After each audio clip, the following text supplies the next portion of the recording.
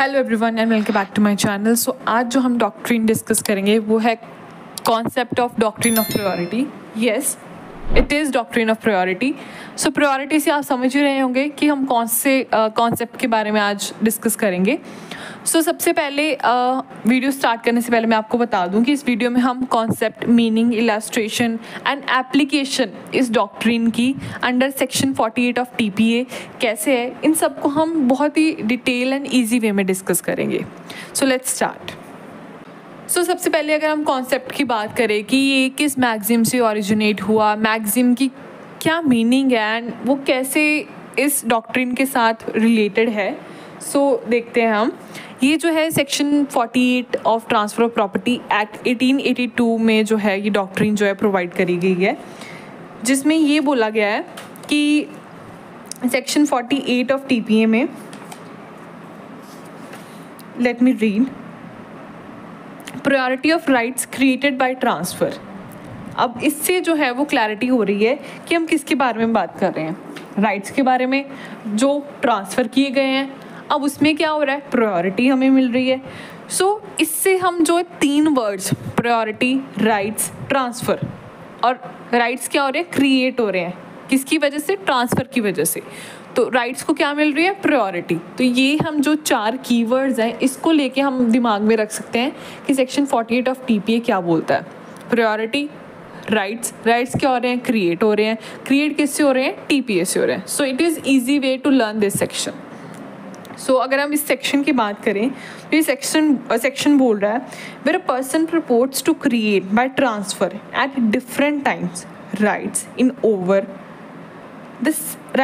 or over the same immovable property, and such rights cannot all exist or be exercised to their full extent together.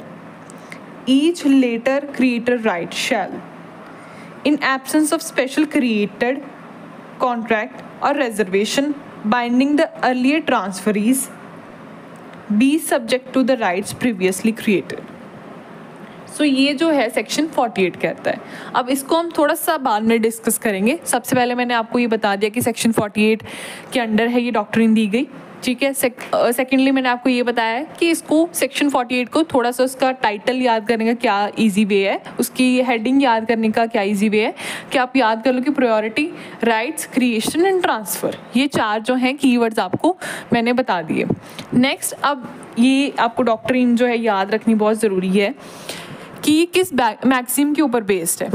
ये maxim है क्वी prior एस्ट पोर्टियर एस्ट ज्यूर, जिसका मतलब है first in time is best in law. मतलब कानून भी उसको बेस्ट मानेगा जो फर्स्ट इन टाइम होगा, जो पहले आएगा, जिसके राइट्स पहले क्रिएट होंगे, ठीक है। अब ये डॉक्ट्रिन क्या कहती है कि rights of a transferee which were created at an earlier date will prevail over those transferee whose rights were created later, but there is condition provided that all other conditions remain equal. इसमें ये है कि जो transferee के rights जो हैं early date पे किए गए हैं, क्रिएट हुए हैं, उसके राइट्स जो प्रिवेल करेंगे उस ट्रांसफरी के राइट्स से जो क्रिएट हुए हैं लेटर डेट पे।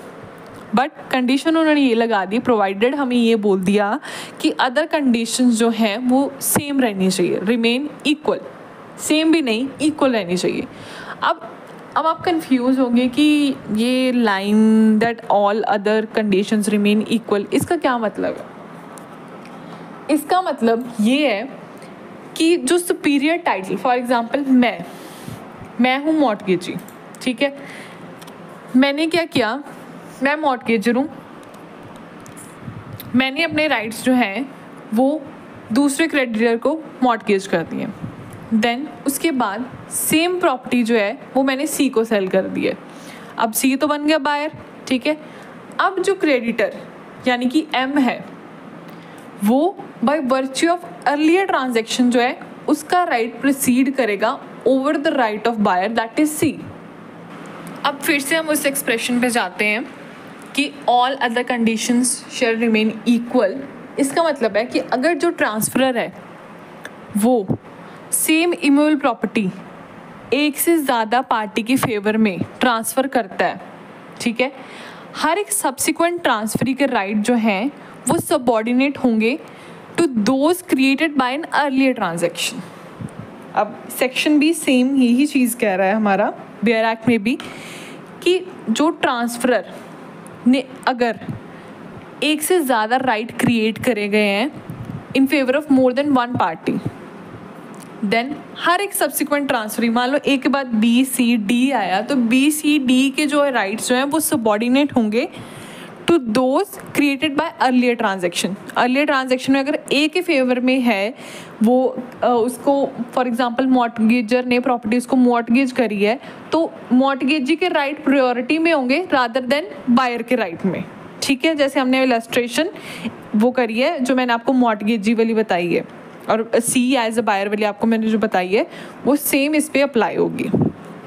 देन इज, अब इससे हमें क्या पता चलता है? इससे हमें पता चलता है कि जिस मोमेंट पे हमने एक राइट क्रिएट कर दिया है एक पार्टी के फेवर में, फॉर एग्जांपल मैं ए हूँ, मैंने बी के फेवर में एक राइट क्रिएट कर दिया है, सो अब ये क्या बन जाता है कि मेरे लिए इम्परमिसिबल है कि मैं उसको कॉन्ट्रावीन करके एडिशनल डीलिंग्स के थ्रू किसी और को वो राइट जो है ट्रांसफ़र कर दूँ।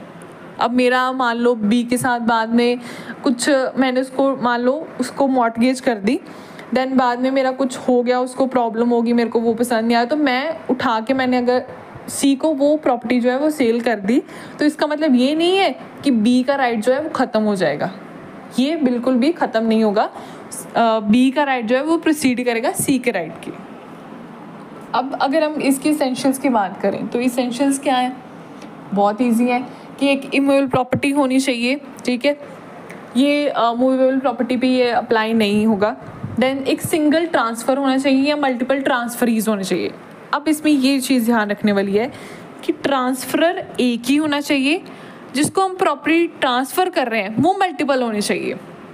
वही सेम इलस्ट्रेशन देखेंगे हम, ट्रांसफरर एक ही था, ट्रांसफरी बी जो है वो मॉर्टगेजी एंड सी बायर, तो दो हो गए ना, मल्टीपल हो गए, more than one is multiple, so single transferor and multiple transferees होने चाहिए।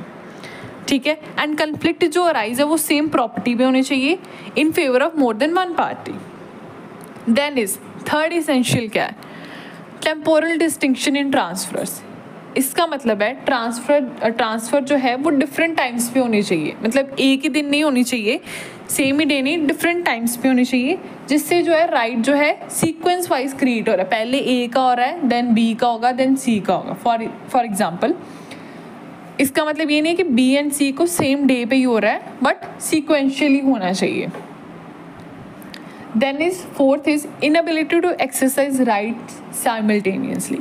इसका मतलब है कि जो ट्रांसफरीज हैं वो जो सेम राइट हैं वो साइमल्टेनियसली, मतलब साइड बाय साइड दोनों एक ही राइट को एक्सरसाइज नहीं कर सकते, ईदर बी कर ले फॉर एग्जांपल या सी कर ले, इसीलिए दोनों सेम टाइम पे नहीं कर सकते। इसीलिए ये डॉक्ट्रिन है, डॉक्ट्रिन ऑफ प्रायोरिटी, कि हमने जो है अर्ली ट्रांसफरी को क्या कर दिया, प्रायोरिटी दे दिया कि भाई सारे राइट्स तेरी हैं, तू ही है जो कर सकता है, तेरे को प्रायोरिटी मिलेगी।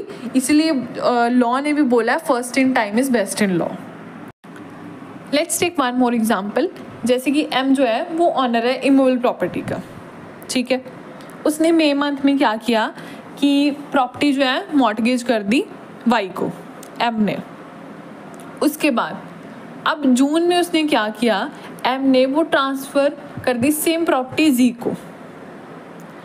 अब सारी कंडीशंस जो हैं वो application of doctrine of priority मतलब फुलफिल हो गई हैं, कि वो सारे जो इसेंशियल्स हमने 4 इसेंशियल्स पढ़े थे कि इमूवेबल प्रॉपर्टी होनी चाहिए, एक ही ट्रांसफर और मल्टीपल ट्रांसफरीज होने चाहिए, टेम्पोरल डिस्टिंक्शन होना चाहिए, temporal distinction means different time पे ट्रांसफ़र होना चाहिए, सिक्वेंशियली होना चाहिए, वो फुलफिल हो रही है condition. Then inability to exercise right simultaneously, इसीलिए जो है अर्ली ट्रांसफरी को जो है प्रायोरिटी दी गई है, ये कंडीशन फुलफिल होनी चाहिए। तो अगर ये सारी कंडीशंस फुलफिल हो रही हैं तो सेक्शन 48 के अकॉर्डिंग जो है वाई के राइट्स जो हैं वो पहले क्रिएट हुए हैं, तो वो क्या करेंगे, प्रोसीड कर देंगे जेड के राइट को। So Y's rights which have been created earlier will take precedence over जेड्स राइट, ठीक है। उसके बाद अगर कोई भी डिफ़ॉल्ट होता है on the part of M, ठीक है, कि अगर वो फॉर एग्जांपल मॉर्टगेज लोन जो है वो पे नहीं कर सकता, अब वाई क्या कर सकता है कि वो अपना राइट जो है इन्फोर्स कैसे करेगा, प्रॉपर्टी को सेल कर देगा, ठीक है। इवन इफ अगर जेड के पास रजिस्टर्ड डॉक्यूमेंट भी है ना उसके फेवर में, क्योंकि वाई का राइट जो है वो प्रायर टाइम पे है, तो उसका राइट जो है वो पहले इन्फोर्स कर सकता है, प्रॉपर्टी को सेल कर सकता है, इवन इफ अगर जेड के पास रजिस्टर्ड डॉक्यूमेंट भी है इस फेवर में। देन नेक्स्ट इज, अगर हम इसकी रजिस्ट्रेशन के बारे में देखें एंड उसका इफ़ेक्ट क्या होगा, अगर इसकी रजिस्ट्रेशन होगी एंड इसका इफ़ेक्ट क्या हो सकता है। जैसे रजिस्ट्रेशन ज़रूरी होती है एक डॉक्यूमेंट के लिए, है ना। अगर रजिस्टर्ड डॉक्यूमेंट को अनरजिस्टर्ड डॉक्यूमेंट के ऊपर जो है वो प्रेसिडेंस दी जाती है, ये एक कॉमन प्रिंसिपल है, जनरल प्रिंसिपल है। But under doctrine of priority registration सिर्फ एक मेयर एविडेंस है, उसकी कोई खुद की इतनी वैल्यू नहीं है, बट एक जस्ट एविडेंस है, मेयर एविडेंशियरी है।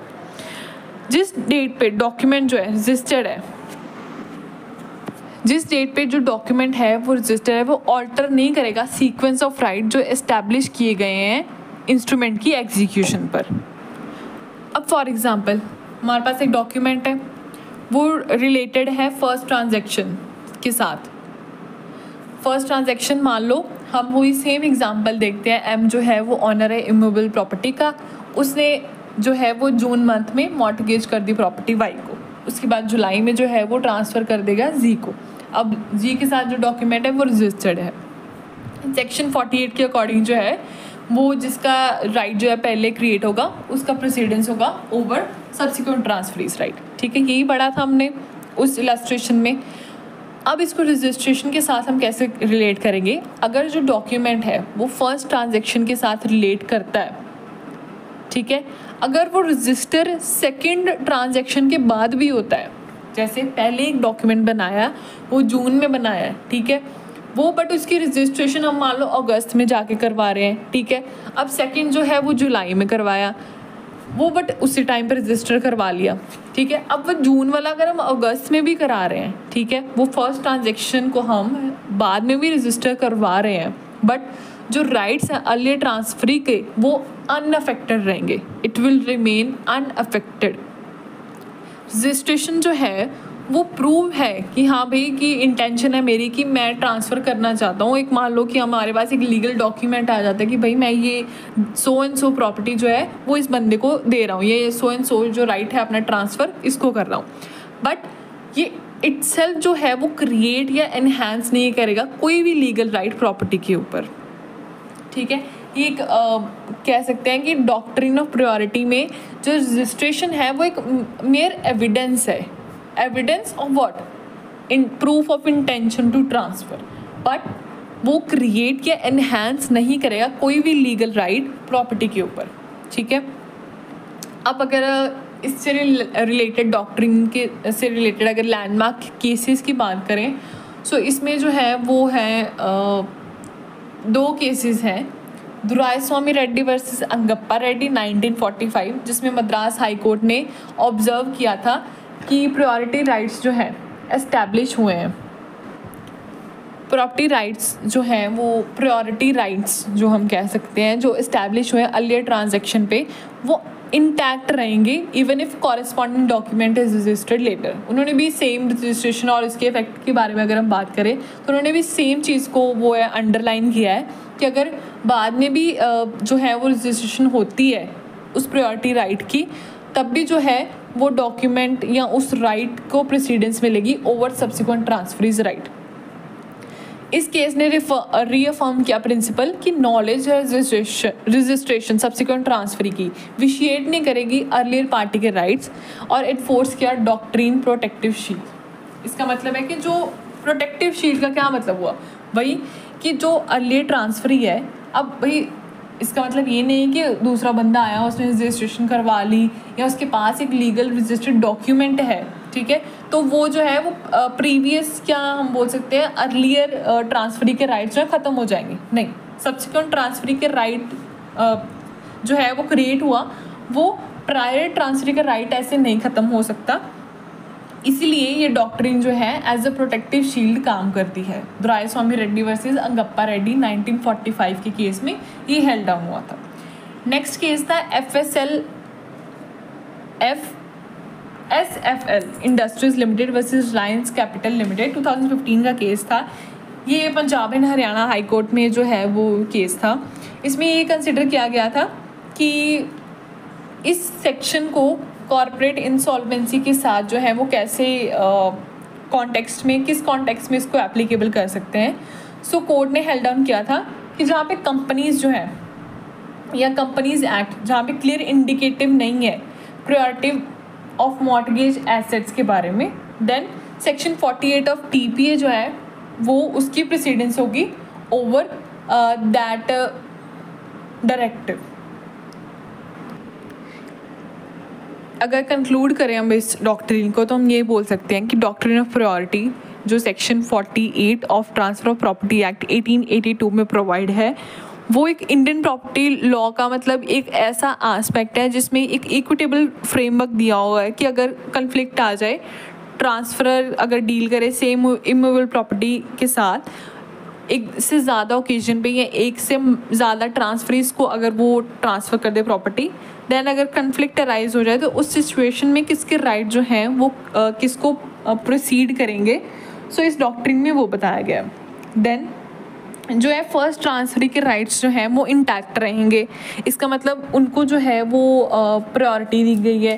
ट्रांसफरी जो सब्सिक्वेंट ट्रांसफरी है उसके राइट्स को जो है वो एक सेकंड लेवल पे रखा गया है, एंड जो फर्स्ट ट्रांसफरी के राइट को जो है वो एक फर्स्ट लेवल पे एक उसको सैक्रोसेंट माना गया है। That's all related to doctrine of priority. I hope you understand this concept very well. Thank you for watching my video. Stay tuned for more videos.